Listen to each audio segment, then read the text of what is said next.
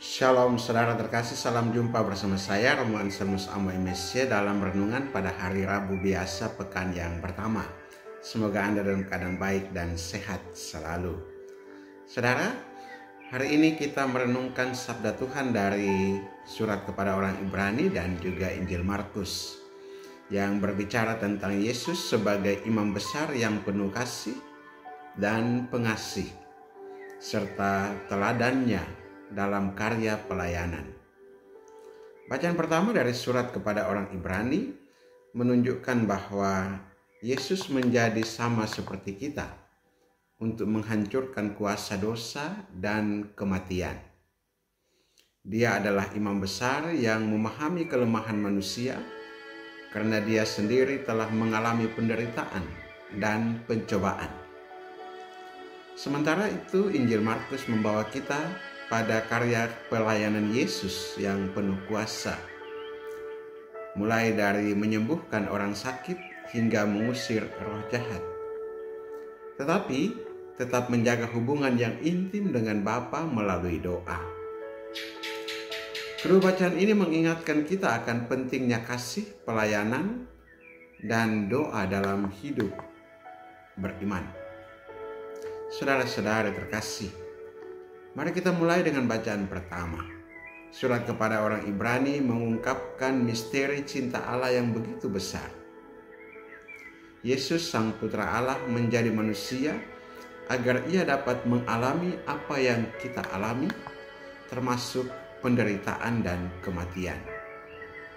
Dengan cara ini ia menghancurkan kuasa dosa dan membebaskan kita dari perbudakan dosa. Yesus tidak hanya menyelamatkan kita dari luar, tetapi juga memahami kelemahan kita dari dalam. Dia tahu apa artinya dicobai, menderita, dan bergumul dalam hidup. Hal ini membuatnya menjadi imam besar yang penuh belas kasih. Saat kita menghadapi tantangan hidup, kita bisa datang kepadanya dengan keyakinan bahwa Dia memahami dan peduli. Dalam Injil Markus kita melihat Yesus sebagai teladan pelayanan yang penuh kasih. Dia menyembuhkan ibu mertua Petrus yang sakit demam, dan pada malam harinya Dia menyembuhkan banyak orang yang datang kepadanya. Meski sibuk melayani, Yesus tetap mengambil waktu untuk berdoa di tempat yang sunyi. Ini menunjukkan keseimbangan antara karya pelayanan dan hubungan pribadi dengan Allah Bapa. Yesus juga tidak terjebak dalam popularitas. Ketika orang banyak mencarinya, Dia berkata kepada murid-muridnya, "Marilah kita pergi ke tempat lain, ke kota-kota yang berdekatan, supaya di sana juga aku memberitakan Injil." Ini menunjukkan bahwa misi Yesus adalah melayani sebanyak mungkin orang dan mewartakan kabar baik kemanapun Ia pergi.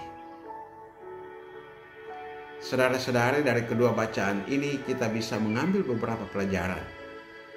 Yang pertama, Yesus adalah sahabat sejati kita. Dia memahami segala kelemahan, penderitaan, dan pencobaan kita. Ketika kita merasa lemah, jangan ragu untuk datang kepadanya. Dia adalah sumber kekuatan dan penghiburan sejati. Yang kedua, pelayanan membutuhkan kasih dan ketulusan. Seperti Yesus yang tidak pernah lelah melayani, kita juga dipanggil untuk memberikan diri kita kepada sesama, terutama mereka yang membutuhkan. Yang ketiga, doa adalah kekuatan hidup kita. Kesibukan tidak boleh membuat kita lupa untuk menjaga hubungan pribadi dengan Tuhan. Seperti Yesus yang mencari tempat sunyi untuk berdoa, kita juga perlu meluangkan waktu untuk berbicara dengan Allah. Dan yang keempat, fokus pada misi hidup. Yesus tidak tergoda oleh popularitas atau pengakuan manusia. Dia tetap fokus pada misinya untuk mewartakan Injil. Kita juga dipanggil untuk melayani hidup menjalani hidup sesuai dengan panggilan dan tujuan Allah bagi kita. Menjalani hidup dengan panggilan dan tujuan Allah bagi kita, bukan untuk popularitas. Saudara-saudari terkasih, Yesus adalah teladan sempurna dalam kasih, pelayanan, dan doa. Dia memahami segala pergumulan kita dan selalu siap menyertai kita dalam setiap langkah hidup. Mari kita mengikuti jejaknya, menjadi pribadi yang penuh kasih, melayani dengan tulus, dan selalu bertekun dalam doa. Marilah kita berdoa. Tuhan Yesus, Engkau adalah imam besar yang penuh kasih. Terima kasih karena Engkau memahami kelemahan kami dan selalu menyertai kami. Ajarlah kami untuk melayani sesama dengan tulus, menjaga hubungan yang erat denganmu dalam doa, dan setia menjalani misi hidup kami. Amin. Terima kasih saudara-saudari telah menyaksikan renungan ini. Silahkan untuk like, subscribe, atau membagikan kepada saudara-saudara yang lain agar mereka pun terberkati melalui renungan ini. Berkat Allah yang Maha Kuasa turun dan tinggal atasmu, dalam nama Bapa dan Putra dan Roh Kudus. Amin.